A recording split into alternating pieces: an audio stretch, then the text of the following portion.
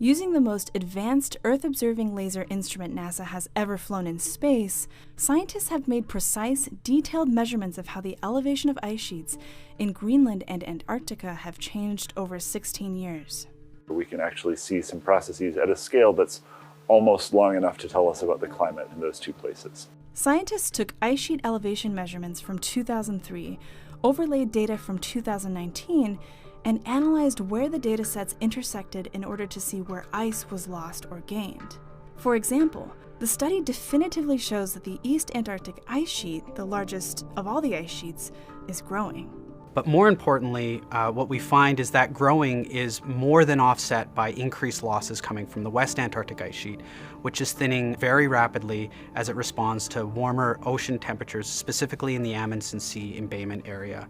The West Antarctic side, we're seeing strong thinning on the ice shelves, which is causing drawdown on the inland ice, on the grounded ice upstream. Most of that is being caused because of changes in ocean heat flux underneath the ice shelves, which is causing them to thin. And then consequently, the buttressing force is being lost against the grounded ice, and the grounded ice is then flowing faster into the ocean and causing sea level rise.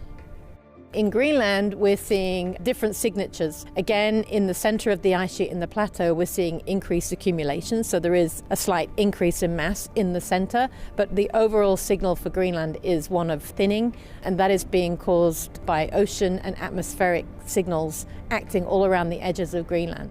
So we're seeing 200 gigatons per year of ice flowing into the oceans, which is enough to raise sea level by about 2/3 of a millimeter per year.